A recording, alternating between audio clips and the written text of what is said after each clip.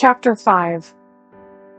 When I came home to West Egg that night, I was afraid for a moment that my house was on fire. 2 o'clock, and the whole corner of the peninsula is blazing with light, which fell unreal on the shrubbery and made thin, elongating glints upon the roadside wires. Turning a corner, I saw that it was Gatsby's house, lit from tower to cellar. At first I thought it was another party, a wild rout that had resolved itself into hide-and-go-seek or sardines in the box, with all the house thrown open to the game. But there wasn't a sound. Only wind in the trees, which blew the wires, and made the lights go off and on again, as if the house had winked into the darkness. As my taxi groaned away, I saw Gatsby walking toward me across his lawn. "Your place looks like the World's Fair," I said. "Does it?" He turned his eyes toward it absently. "I have been glancing into some of the rooms. Let's go to Coney Island, Old Sport." "In my car." "It's too late." "Well, suppose we take a plunge in the swimming pool. I haven't made use of it all summer. I've got to go to bed." "All right." He waited, looking at me with suppressed eagerness. "I talked with Miss Baker," I said after a moment. "I'm going to call up Daisy tomorrow and invite her over here to tea." "Oh, that's all right," he said carelessly. "I don't want to put you to any trouble. What day would suit you?" "What day would suit you?" "It happens in my life, so I don't want to put you to any trouble. You see, how about the day after tomorrow?" He considered for a moment. Then, with reluctance, "I want to get the grass cut," he said. We both looked down at the grass. There was a sharp line where my ragged lawn ended, and the darker, well-kept expanse of his began. I suspected that he meant my grass. "There's another little thing," he said uncertainly, and hesitated. "Would you rather put it off for a few days?" I asked. "Oh, it isn't about that. At least," he fumbled with a series of beginnings. "Why, I thought, why, look here, Old Sport. You don't make much money, do you?" "Not very much." This seemed to reassure him, and he continued more confidently. "I thought you didn't, if you'll pardon my. You see, I carry on a little business on the side, a sort of sideline, you understand. And I thought that if you don't make very much, you're selling bonds, aren't you, Old Sport? Trying to. Well, this would interest you. It wouldn't take up much of your time, and you might pick up a nice bit of money. It happens to be a rather confidential sort of thing. I realize now that under different circumstances, that conversation might have been one of the crises of my life. But because the offer was obviously and tactlessly for a service to be rendered, I had no choice except to cut him off there. "I've got my hands full," I said. "I'm much obliged, but I couldn't take on any more work." "You wouldn't have to do any business with Wolfsheim." Evidently, he thought that I was shying away from the connection mentioned at lunch, but I assured him he was wrong. He waited a moment longer, hoping I'd begin a conversation. but I was too absorbed to be responsive, so he went unwillingly home. The evening had made me lightheaded and happy. I think I walked into a deep sleep as I entered my front door. So, I don't know whether or not Gatsby went to Coney Island or for how many hours he glanced into rooms while his house blazed gaudily. I called up Daisy from the office next morning and invited her to come to tea. Don't bring Tom, I warned her. What? Don't bring Tom. Who is Tom? She asked innocently. The day agreed upon was pouring rain.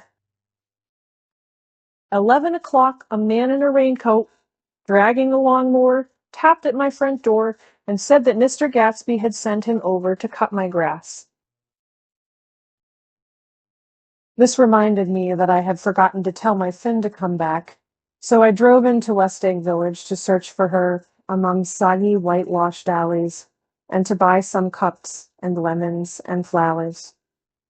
The flowers were unnecessary, for at 2 o'clock a greenhouse arrived from Gatsby's, with innumerable receptacles to contain it.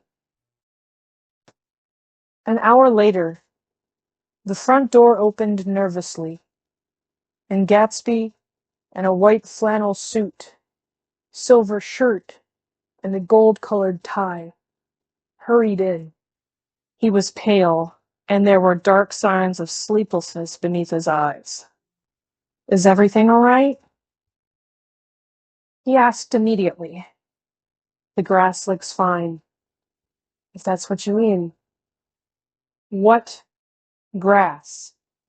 He inquired blankly. Oh, the grass in the yard? He looked out the window at it, but, judging from his expression, I don't believe he saw a thing. Looks very good, he remarked vaguely. One of the papers said they thought the rain would stop about 4. I think it was the Journal. Have you got everything you need in the shape of tea? I took him into the pantry, where he looked a little reproachfully at the thing. Together we scrutinized the 12 lemon cakes from the delicatessen shop. Will they do? I asked. Of course. Of course. They're fine. And he added, hollowly, old sport. The rain cooled about 3:30 to a damp mist, through which occasional thin drops swam like dew. Gatsby looked with vacant eyes through a copy of Play's Economics, starting at the finished tread that shook the kitchen floor, and peering towards the bleared windows from time to time as if a series of invisible. But alarming happenings were taking place outside. Finally, he got up and informed me, in an uncertain voice, that he was going home. Why's that? Nobody's coming to tea. It's too late. He looked at his watch as if there were some pressing demand on his time elsewhere. I can't wait all day. Don't be silly. It's just 2 minutes to 4. He sat down miserably, as if I had pushed him, and simultaneously there was the sound of a motor turning into my lane. We both jumped up, and a little harrowed myself. I went out into the yard. Under the dripping, bare lilac trees, a large open car was coming up the drive. It stopped. Daisy's face, tipped sideways beneath a 3-cornered lavender hat, looked out at me with a bright, ecstatic smile. Is this absolutely where you live, my dearest one? The exhilarating ripple of her voice was a wild tonic in the rain. I had to follow the sound of it for a moment, up and down, with my ear alone, before any words came through. A damp streak of hair lay like a dash of blue paint across her cheek, and her hand was wet with glistening drops as I took it to help her from the car. "Are you in love with me?" she said low in my ear. "Or why did I have to come alone?" That's the secret of Castle Rackrent. Tell your chauffeur to go far away and spend an hour. Come back in an hour, Ferdy. Then, in a grave murmur, his name is Ferdy. Does the gasoline affect his nose? I don't think so, she said innocently. Why? We went in. To my overwhelming surprise, the living room was deserted. Well, that's funny, I exclaimed. What's funny? She turned her head as there was a light, dignified knocking at the front door. I went out and opened it. Gatsby, pale as death, with his hands plunged like weights in his coat pockets, was standing in a puddle of water, glaring tragically into my eyes. With his hands still in his coat pockets, he stalked by me into the hall, turned sharply as if he were on a wire, and disappeared into the living room. It wasn't a bit funny. Aware of the loud beating of my own heart, I pulled the door to against the increasing rain. For half a minute, there wasn't a sound. Then, from the living room, I heard a sort of choking murmur and part of a laugh, followed by Daisy's voice on a clear, artificial note. "I certainly am awfully glad to see you again." A pause. It endured horribly. I had nothing to do in the hall, so I went into the room. Gatsby, his hands still in his pockets, is reclining against the mantelpiece in a strained counterfeit of perfect ease, even of boredom. His head leaned back so far that it rested against the face of the defunct mantelpiece clock. And from this position, his distraught eyes stared down at Daisy, who was sitting, frightened but graceful, on the edge of the stiff chair. "We've met before," muttered Gatsby. His eyes glanced momentarily at me, and his lips parted with an abortive attempt at a laugh. Luckily, the clock took this moment to tilt dangerously at the pressure of his head, whereupon he turned and caught it with trembling fingers and set it back in place. Then he sat down, rigidly, his elbow on the arm of the sofa and his chin in his hand. "I'm sorry about the clock," he said. My own face had now assumed a deep tropical burn. I couldn't muster up a single commonplace out of the 1,000 in my head. "It's an old clock," I told them idiotically. I think we all believed for a moment that it had smashed in pieces on the floor. "We haven't met for many years," said Daisy, her voice as matter of fact as it could ever be. 5 years next November.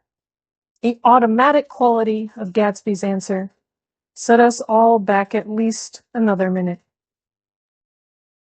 I had them both on their feet with the desperate suggestion that they help me make tea in the kitchen when the demoniac Finn brought it in on a tray. Amid the welcome confusion of cups and cakes, a certain physical decency established itself. Gatsby got himself into his shadow, and while Daisy and I looked conscientiously from one to the other of us with tense, unhappy eyes. However, as calmness wasn't an end in itself, I made an excuse at the first possible moment and got to my feet. "Where are you going?" demanded Gatsby in immediate alarm. "I'll be back. I've got to speak to you about something before you go." He followed me wildly into the kitchen, closed the door, and whispered, "Oh God," in a miserable way. "What's the matter?" "This is a terrible mistake," he said, shaking his head from side to side. "A terrible, terrible mistake. You're just embarrassed. That's all. And luckily," I added, "Daisy's embarrassed too." "She's embarrassed?" he repeated incredulously. "Just as much as you are." "Don't talk so loud. You're acting like a little boy," I broke out impatiently. "Not only that, but you're rude. Daisy's sitting in there all alone." He raised his hand to stop my words, looked at me with unforgettable reproach, and opening the door cautiously, went back into the other room. I walked out the back way, just as Gatsby had when he had made his nervous circuit of the house half an hour before, and ran for a huge black knotted tree, whose massed leaves made a fabric against the rain. Once more it was pouring, and my irregular lawn, well shaved by Gatsby's gardener, abounding in small, muddy swamps and prehistoric marshes. There was nothing to look at from under the tree, except Gatsby's enormous house. So I stared at it, like Kant at his church steeple, for half an hour.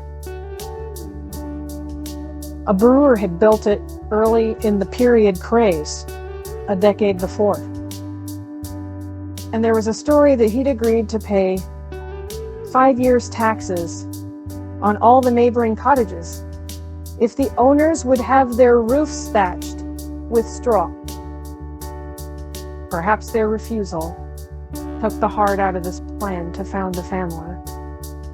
He went into an immediate decline. His children sold his house with the black wreath still on the door. Americans, while willing, even eager, to be serfs, have always been obstinate about being peasantry. After half an hour, the sun shone again, and the grocer's automobile rounded Gatsby's drive with the raw material for his servant's dinner. I felt sure he wouldn't eat a spoonful. A maid began opening the upper windows of his house, appeared momentarily in each, and leaning from the large central bay, spat meditatively into the garden. It was time I went back. While the rain continued, it had seemed like the murmur of their voices, rising and swelling a little now and then, with gusts of emotion. But in the new silence, I felt that silence had fallen within the house too. I went in, after making every possible noise in the kitchen, short of pushing over the stove, but I don't believe they heard a sound. They were sitting at either end of the couch, looking at each other as if some question had been asked, or was in the air, and every vestige of embarrassment was gone. Daisy's face was smeared with tears, and when I came in, She jumped up and began wiping at it with her handkerchief before a mirror. But there was a change in Gatsby that was simply confounding. He literally glowed without a word or a gesture of exultation. A new well-being radiated from him and filled the little room. "Oh, hello, old sport," he said, as if he hadn't seen me for years. I thought for a moment he was going to shake hands. "It's stopped raining." "Has it?" When he realized what I was talking about, that there were twinkle bells of sunshine in the room, he smiled like a weatherman, like an ecstatic patron of recurrent light, and repeated the news to Daisy. "What do you think of that?" "It's stopped raining." "I'm glad, Jay." Her throat, full of aching, grieving beauty, told only of her unexpected joy. "I want you and Daisy to come over to my house," he said. "I'd like to show her around." "You're sure you want me to come?" "Absolutely, old sport." Daisy went upstairs to wash her face. Too late, I thought, with humiliation of my towels, while Gatsby and I waited on the lawn. "My house looks well, doesn't it?" he demanded. "See how the whole front of it catches the light." I agreed that it was splendid. Yes. His eyes went over it. Every arched door and square tower.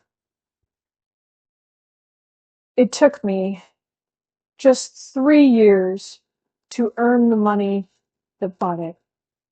"I thought you inherited your money." "I did, old sport," he said automatically. "But I lost most of it in the big panic. The panic of the war." I think he hardly knew what he was saying, for when I asked him what business he was in, he answered, "That's my affair," before he realized that it wasn't an appropriate reply. "Oh, I've been in several things," he corrected himself. "I was in the drug business, and then I was in the oil business. But I'm not in either one." No. He looked at me with more attention. "Do you mean he's been thinking over what I proposed the other night?" Before I could answer, Daisy came out of the house, and 2 rows of brass buttons on her dress gleamed in the sunlight. "That huge place there," she cried, pointing. "Do you like it?" "I love it. But I don't see how you live there all alone. I keep it always full of interesting people, night and day. People who do interesting things. Celebrated people." Instead of taking the shortcut along the Sound, we went down to the road and entered by the big postern. With enchanting murmurs, Daisy admired this aspect or that of the feudal silhouette against the sky, admired the gardens, the sparkling odor of jonquils, and the frothy odor of hawthorn and plum blossoms, and the pale gold odor of Kiss Me at the Gate.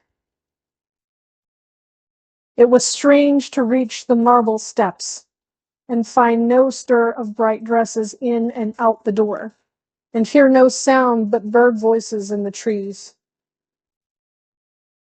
And inside, as we wandered through Marie Antoinette, music rooms, and restoration salons, I felt that there were guests concealed behind every couch and table, under orders to be breathlessly silent until we had passed through. As Gatsby closed the door of the Merton College library, I could have sworn I heard the owl-eyed man break into ghostly laughter.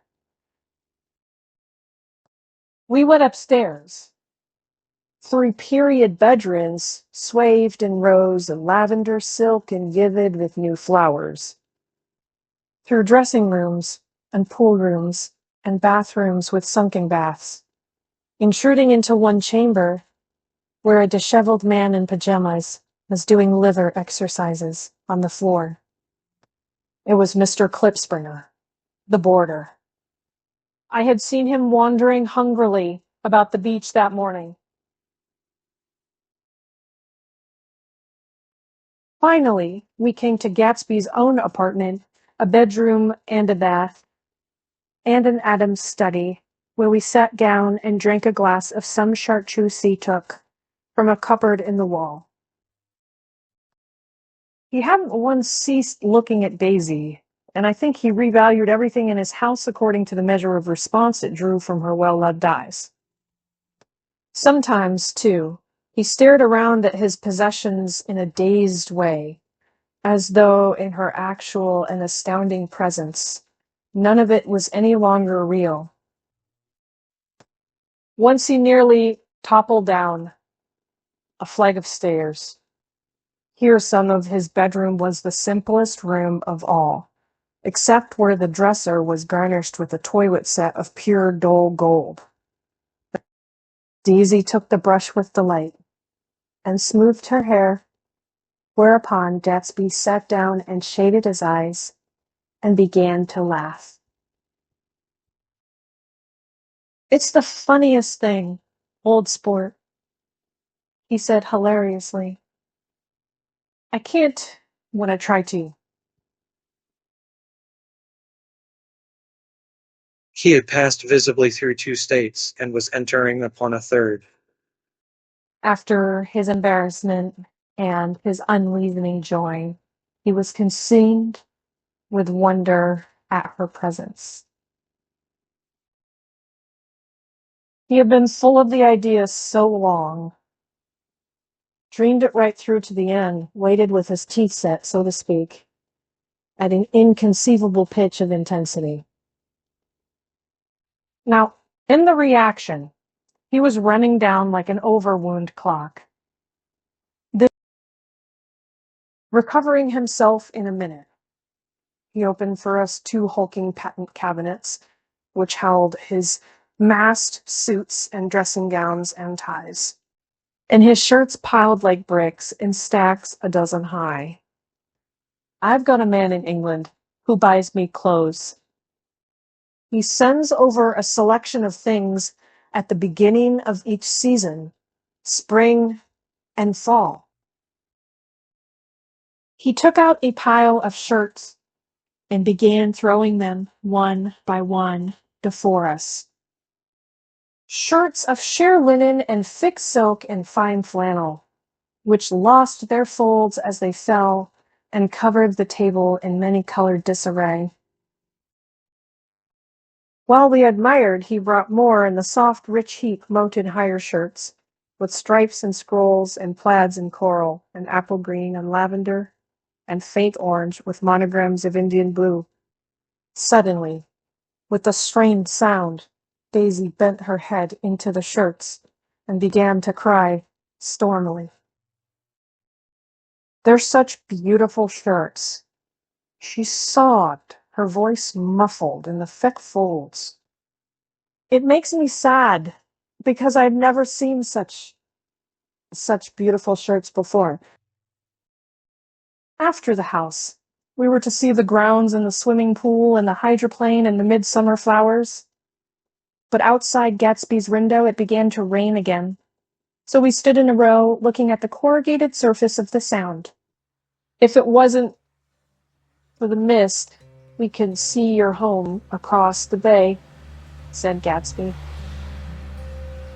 "You always have a green light that burns all night at the end of your dock." Daisy took her arm through his abruptly, but he seemed absorbed in what he had just said. Possibly, it had occurred to him that the colossal significance of that light had now vanished forever. Compared to the great distance that had separated him from Daisy, it had seemed very near to her, almost touching her. It had seemed as close as a star to the moon. Now it was again a green light on a dock. His count of enchanted objects had diminished by one. I began to walk about the room, examining various indefinite objects in the half-darkness. A large photograph of an elderly man in yachting costume attracted me, hung on the wall over his desk. Who's this? That? That's Mr. Dan Cody. Old sport. The name sounded faintly familiar. He's dead now. He used to be my best friend. Years ago. There was a small picture of Gatsby, also in yachting costume. On the bureau, Gatsby with his head thrown back defiantly, taken apparently when he was about 18. I adore it, exclaimed Daisy. The pompadour. You never told me you had a pompadour. Or a yacht. Look at this, said Gatsby quickly. Here's a lot of clippings about you. They stood side by side, examining it. I was going to ask to see the rubies when the phone rang, and Gatsby took up the receiver. Yes. Well, I can't talk now, old sport. I said a small town. He must know what a small town is. Well, he's no use to us. If Detroit is his idea of a small town. He rang off. Come here quick, cried Daisy at the window. The rain was still falling, but the darkness had parted in the west, and there was a pink and golden billow of foamy clouds above the sea. Look at that, she whispered, and then after a moment, I'd like to just get one of those pink clouds and put you in it and push you around. I tried to go then, but they wouldn't hear of it. Perhaps my presence made them feel more satisfactorily alone. I know what we'll do, said Gatsby. We'll have Clip Springer play the piano. He went out of the room, calling Ewan, and returned in a few minutes, accompanied by an embarrassed, slightly worn young man with shell-rimmed glasses and scanty blonde hair. He was now decently clothed, in a sport shirt, open at the neck, sneakers and duck trousers of a nebulous hue. Did we interrupt your exercise? Inquired Daisy politely.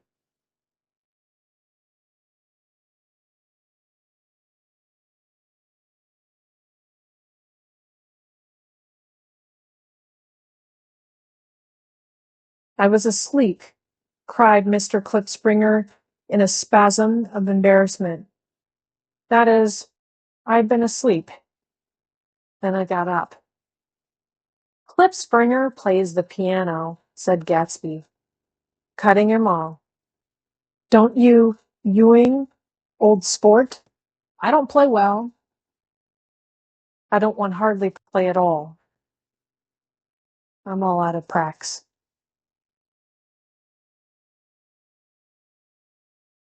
We'll go downstairs, interrupted Gatsby. He flipped a switch. The gray windows disappeared as the house glowed full of light.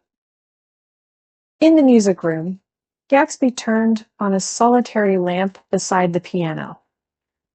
He lit Daisy's cigarette from a trembling match and sat down with her on a couch far across the room, where there was no light save what the gleaming floor bounced in from the hall.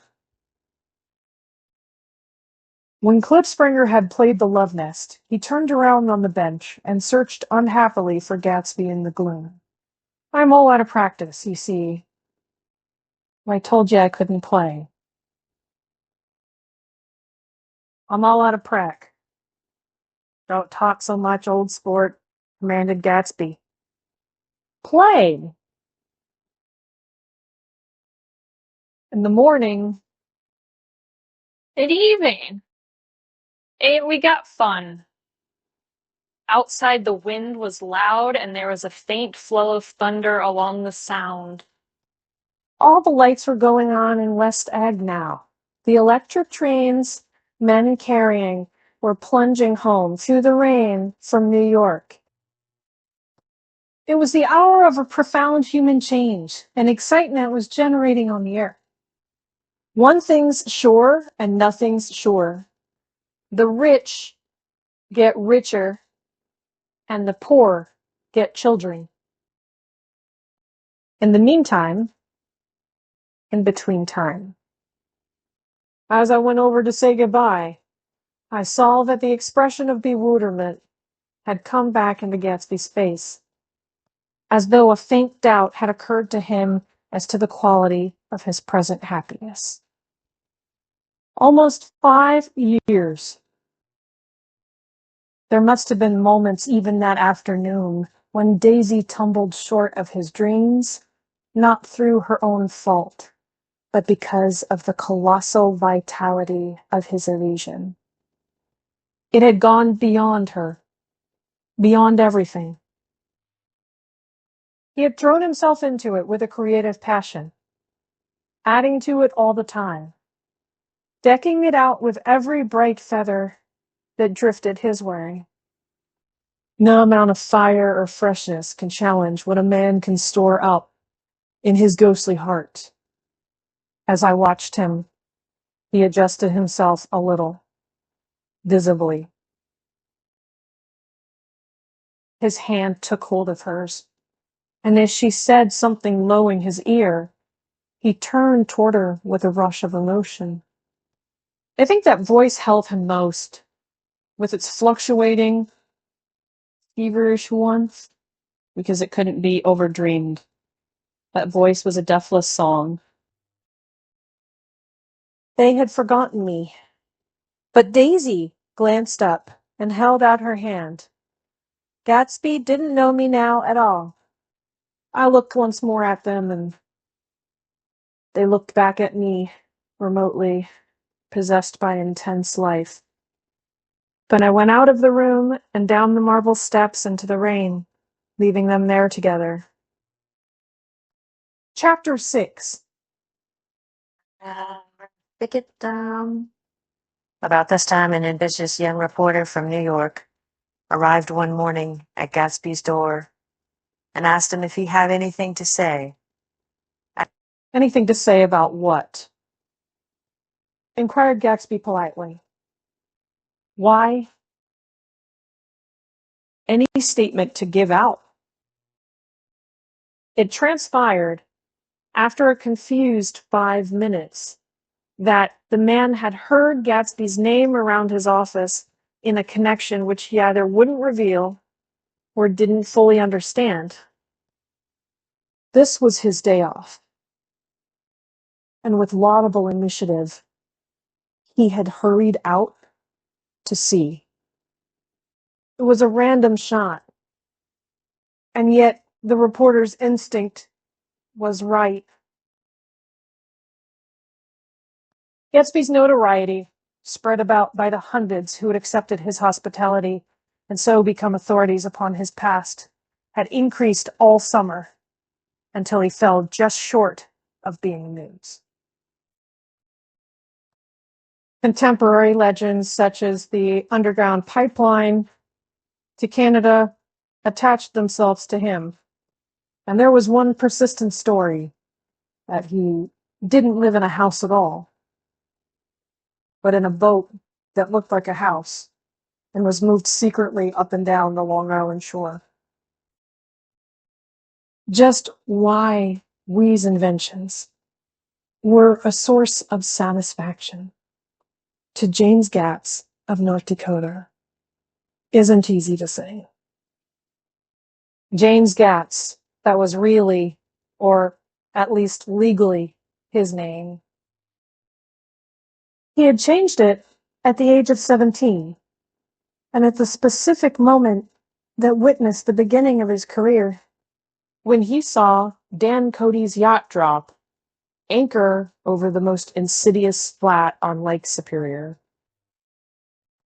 It was James Gatz, who had been loafing along the beach that afternoon in a torn green jersey and a pair of canvas pants.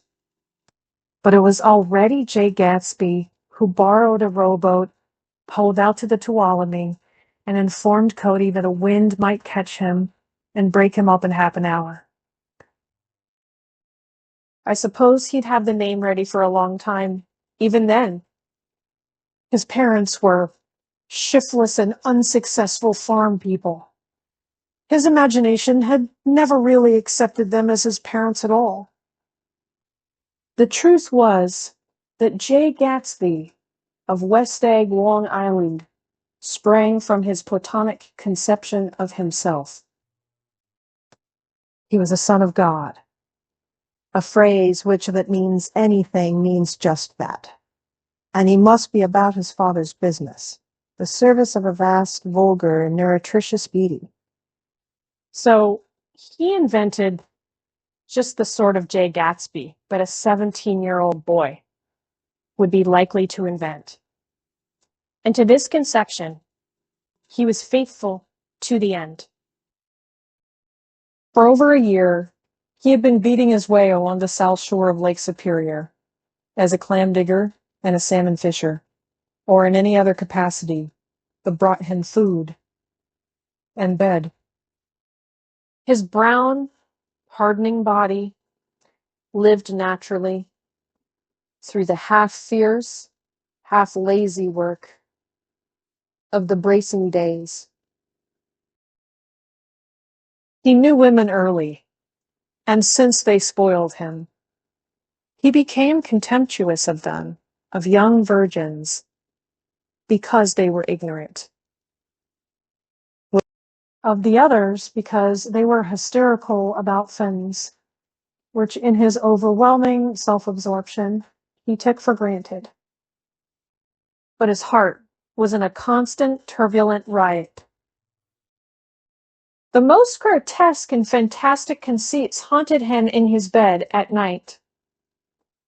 The universe of ineffable gaudiness spun itself out in his brain, while the clock ticked on the washstand, and the moon soaked with wet light his tangled clothes upon the floor. Each night, he added to the pattern of his fancies, until drowsiness closed down upon some vivid scene with an oblivious embrace. For a while, these reveries provided an outlet for his imagination. They were a satisfactory hint of the unreality of reality, a promise that the rock of the world was founded securely on a fairy's wing. An instinct toward his future glory had led him, some months before, to the small Lutheran College of St. Olaf's in southern Minnesota. He stayed there 2 weeks, dismayed at its ferocious indifference to the drums of his destiny, to destiny itself, and despising the janitor's work with which he was to pay his way through. Then he drifted back to Lake Superior, and he was still searching for something to do on the day that Dan Cody's yacht dropped anchor in the shallows along shore.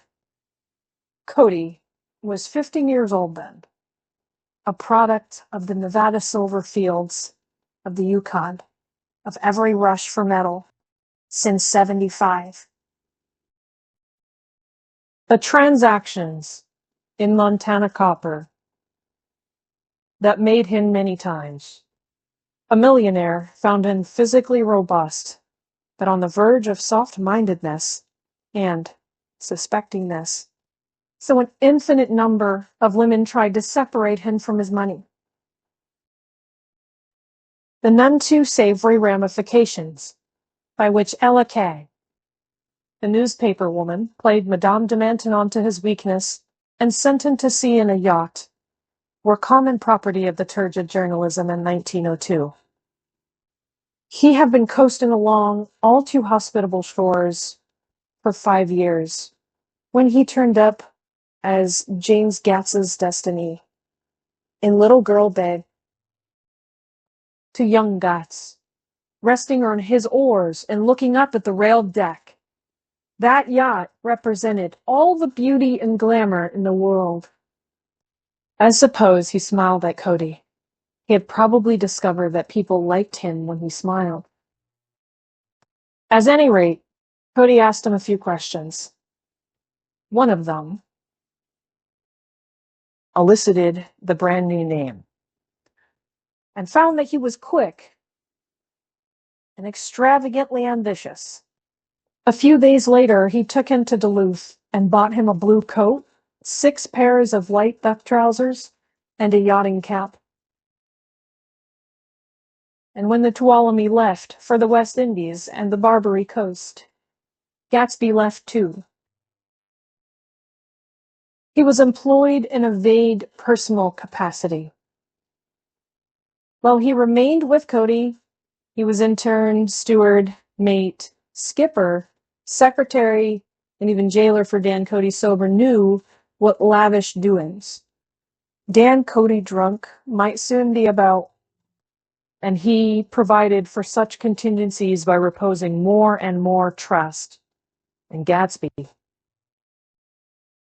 The arrangement lasted 5 years, during which the boat went 3 times around the continent. It might have lasted indefinitely, except for the fact that Ella Kay came on board one night in Boston, and a week later, Dan Cody inhospitably died. I remember the portrait of him up in Gatsby's bedroom, a gray, florid man with a hard, empty face. The pioneer debauchee, who during one phase of American life brought back to the eastern seaboard the savage violence of the frontier brothel and saloon.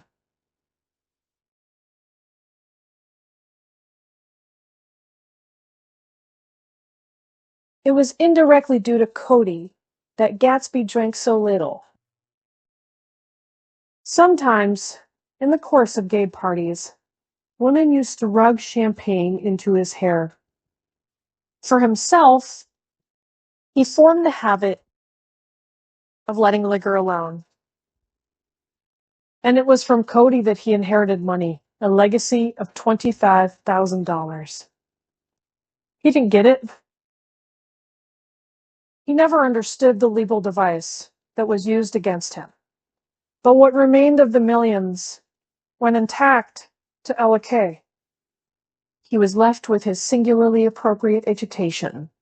The vague contour of J. Gatsby had filled out to the substantiality of a man. He told me all this very much later, but I've put it down here with the idea of exploding.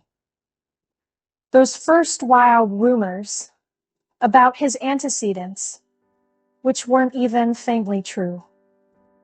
Moreover, he told it to me at a time of confusion when I had reached the point of believing everything and nothing about him. So I take advantage of this short halt while Gatsby, so to speak, caught his breath to clear this set of misconceptions away.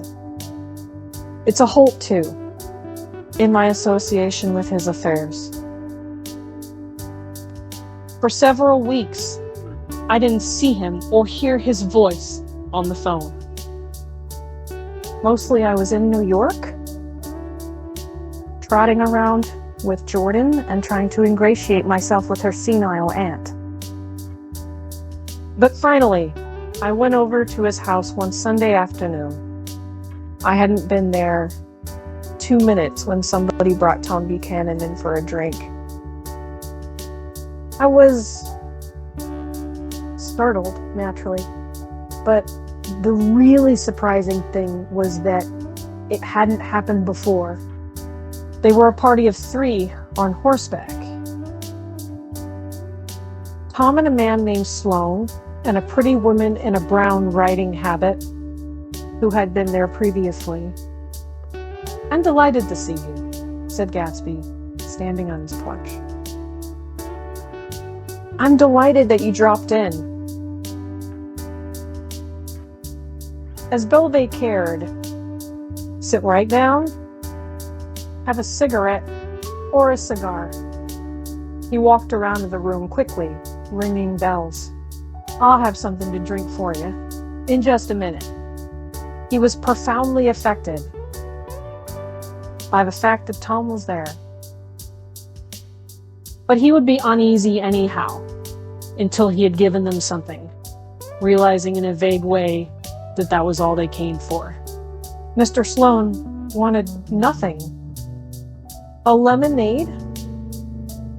"No, thanks." "A little champagne?" "Nothing at all, thanks." "I'm sorry. Did you have a nice ride?"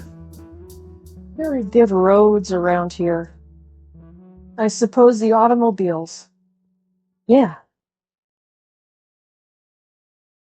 Moved by an irresistible impulse, Gatsby turned to Tom, who had accepted the introduction as a stranger. "I believe we've met somewhere before, Mr. Buchanan." "Oh, yes," said Tom, gruffly polite, but obviously not remembering. "So we did. I remember very well. 2 weeks ago." "That's right. You were with Nick here." "I know your wife," continued Gatsby, almost aggressively. "That's so." Tom turned to me. "You live near here, Nick?" "Next door." "That's so." Mr. Sloane didn't enter into the conversation, but lounged back haughtily in his chair. The woman said nothing either, until, unexpectedly, after 2 highballs, she became cordial. "We'll all come over to your next party, Mr. Gatsby," she suggested. "What do you say?" "Certainly. I'd be delighted to have you."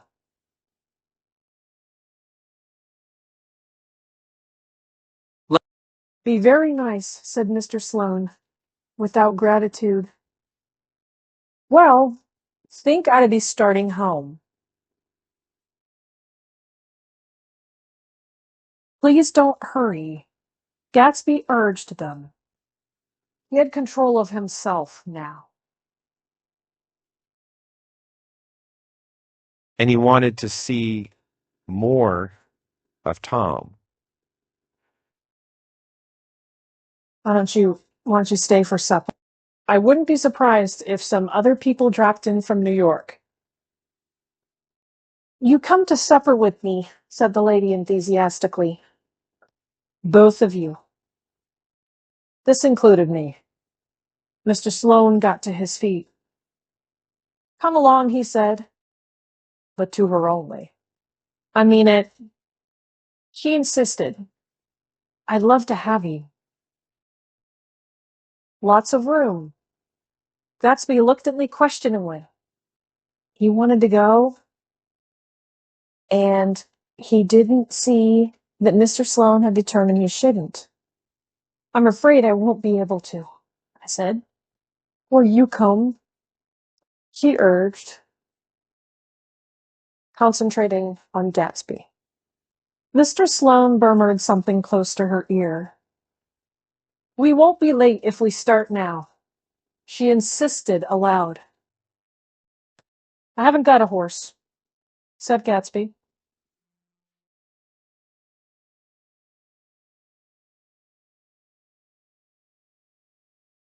"I used to ride in the army, but I've never bought a horse." I'll have to follow you in my car. Excuse me for just a minute.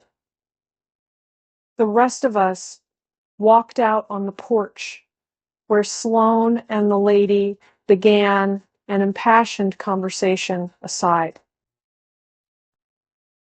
We gotta believe the man's coming, said Tom. Isn't he know she doesn't want him? She says she does want him. She has a big dinner party, and he won't know a soul there. He frowned. I wonder where in the devil he met Daisy. By God, I may be old-fashioned in my ideas, but women run around too much these days to suit me. They meet all kinds of crazy fish. Suddenly, Mr. Sloane and the lady walked down the steps and mounted their horses. Come on, said Mr. Sloane to Tom. We're late. We gotta go. And then, to me, tell him we couldn't wait. Will you? Tom and I shook hands. The rest of us exchanged a cool nod. And they trotted quickly down the drive, disappearing under the August foliage, just as Gatsby, with hat and light overcoat in hand, came out the front door. Tom was evidently perturbed at Daisy's running around alone. For the following Saturday night, he came with her to Gatsby's party. Perhaps his presence gave the evening its peculiar quality of oppressiveness. It stands out in my memory from Gatsby's other parties that summer.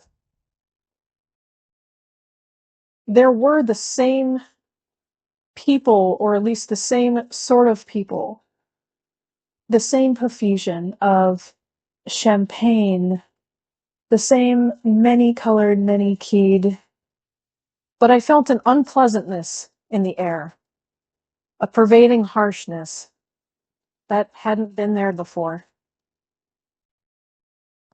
Or perhaps I had nearly grown used to it, grown to accept West Egg as a world complete in itself, with its own standards and its own great figures, second to nothing, because it had no consciousness of being so.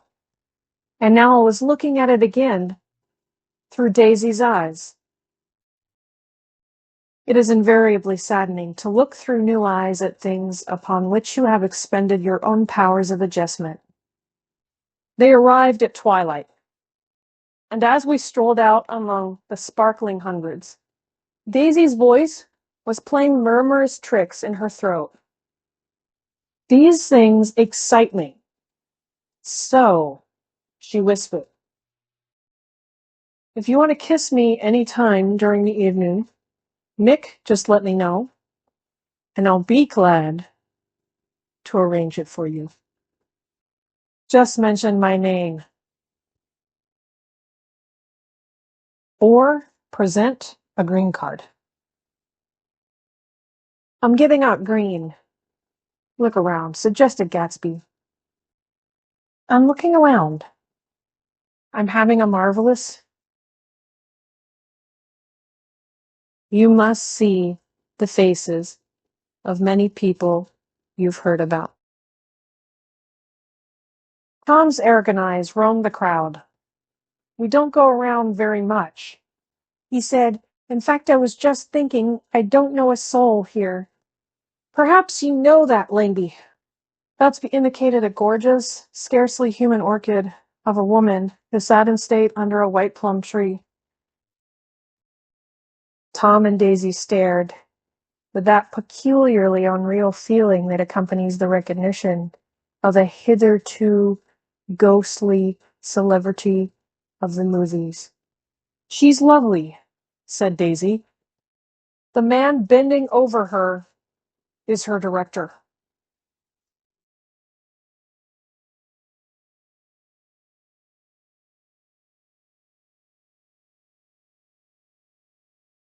He took them ceremoniously from group to group.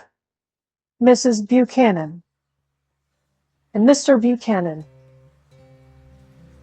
After an instant's hesitation, he added, the polo player. Oh, no, objected Tom quickly. Not me. But evidently, the sound of it pleased Gatsby, for Tom remained the polo player for the rest of the evening. I've never met so many celebrities, Daisy exclaimed. I like that man. What was his name? With the sort of blue nose. Gatsby identified him, adding that he was a small producer. Well, I liked him anyhow. I'd a little rather not be the polo player, said Tom pleasantly. I'd rather look at all these famous people and believe. Daisy and Gatsby danced. I remember being surprised by his graceful, conservative foxtrot. I had never seen him dance before. Then they sauntered over to my house and sat on the steps for half an hour, while at her request I remained watchfully in the garden. In case there's a fire or a flood, she explained, or any act of God. Tom appeared from his oblivion as we were sitting down to supper together. Do you mind if I eat with some people over here? He said, a fellow's getting off some funny stuff. Go ahead, answered Daisy genially, and if you want to take down any addresses, here's my little gold pencil. She looked around after a moment and told me the girl was common but pretty, and I knew that except for the half hour she'd been alone with Gatsby, she wasn't having a good time. We were at a particularly tipsy table. That was my fault. Gatsby had been called to the phone, and I'd enjoyed these same people only 2 weeks before. But what had amused me then turned septic on the air now. How do you feel, Miss Baedeker? The girl addressed was trying unsuccessfully to slump against my shoulder. At this inquiry, she sat up and opened her eyes. Why? A massive and lethargic woman who had been urging Daisy to play golf with her at the local club tomorrow spoke in Miss Baedeker's defense.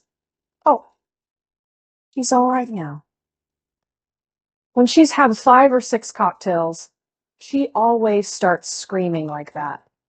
I tell her she ought to leave it alone. I do leave it alone, affirmed the accused hollowly. We heard you yelling. So I said to Doc Savay here, there's somebody that needs your help, Doc. She's much obliged, I'm sure, said another friend, without gratitude. But you got her dress all wet when you stuck her head in the pool.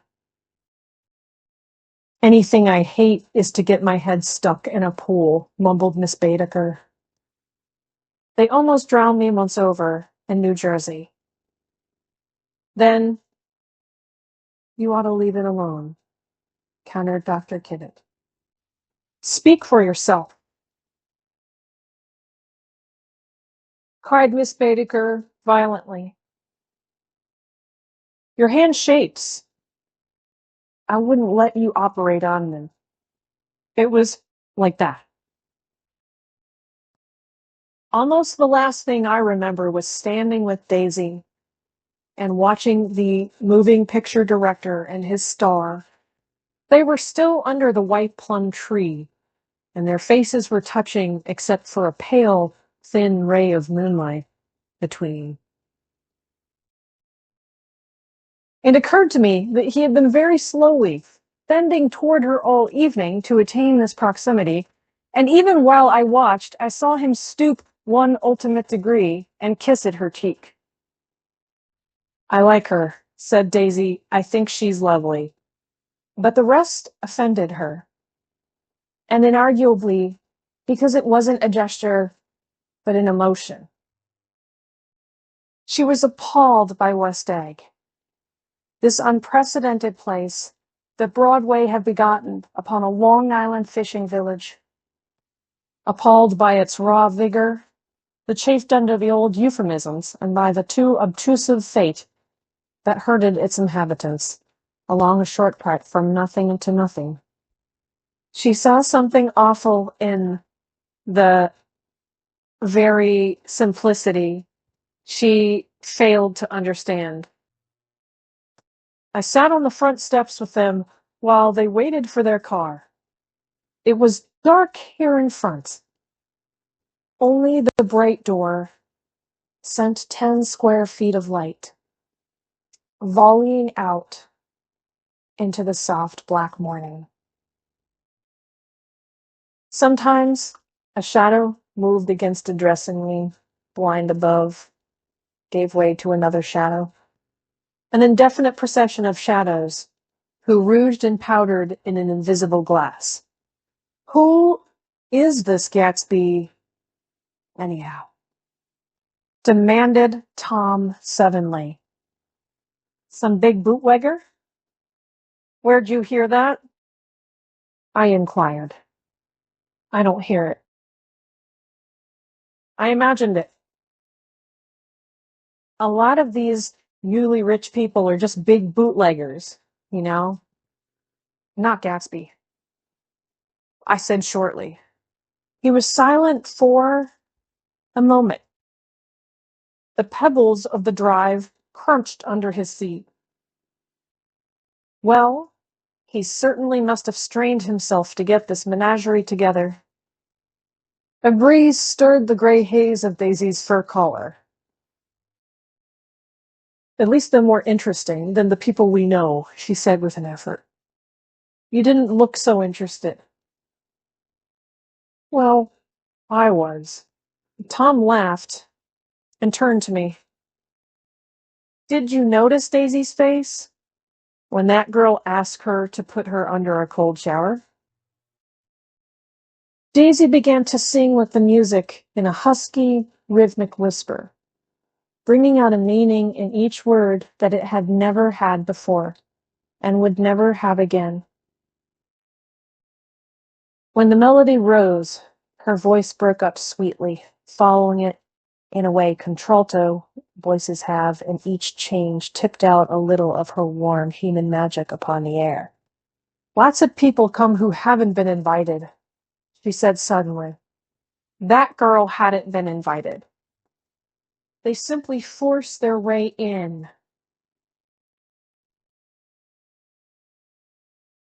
And he's too polite to object. I'd like to know who he is and what he does, insisted Tom.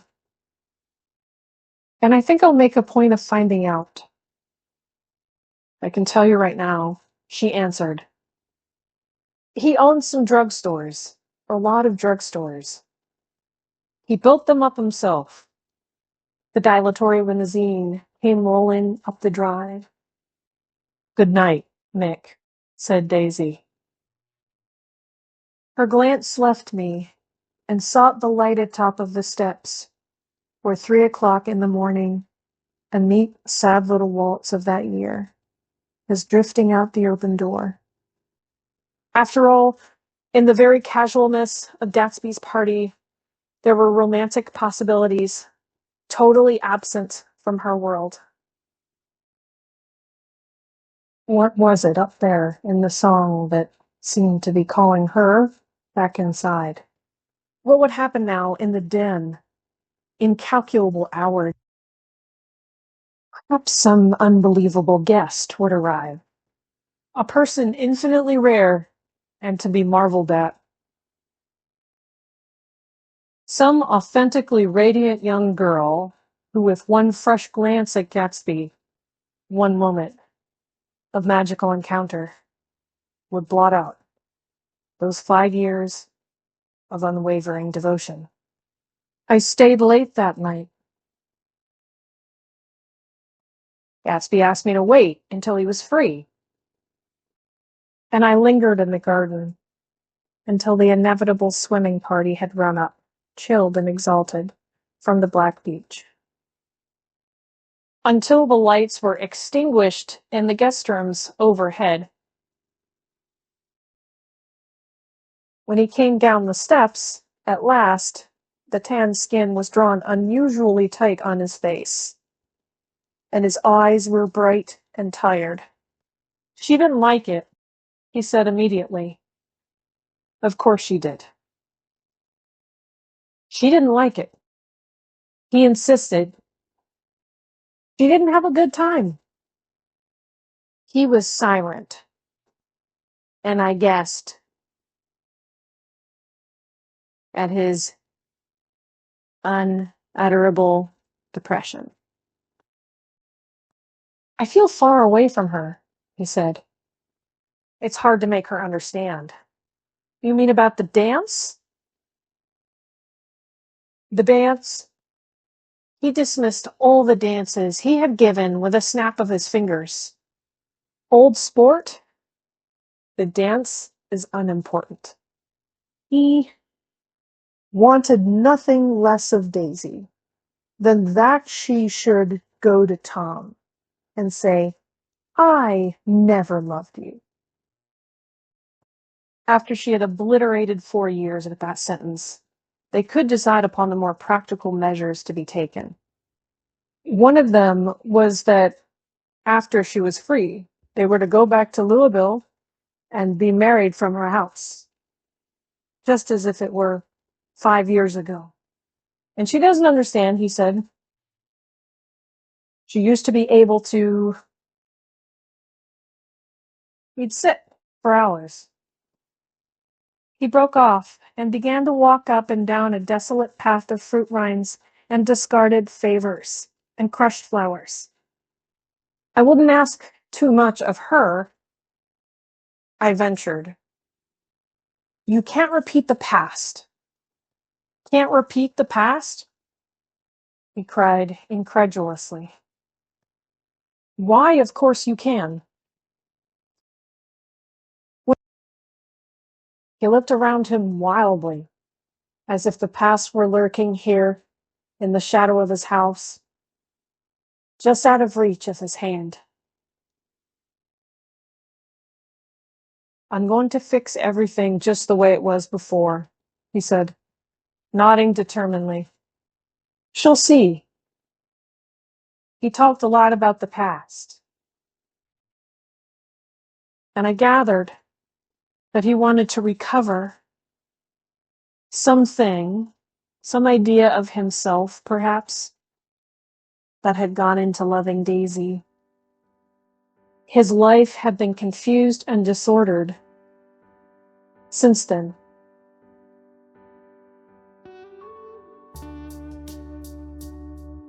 But if he could once return to a certain starting place and go over it all slowly, he could find out what that thing was. One autumn night, 5 years before, they had been walking down the street when the leaves were falling, and they came to a place where there were no trees, and the sidewalk was white with moonlight. They stopped here and turned toward each other. Now, it was a cool night with that mysterious excitement in it, which comes at the 2 changes of the year. The quiet lights in the houses were humming out into the darkness, and there was a stir and bustle among the stars.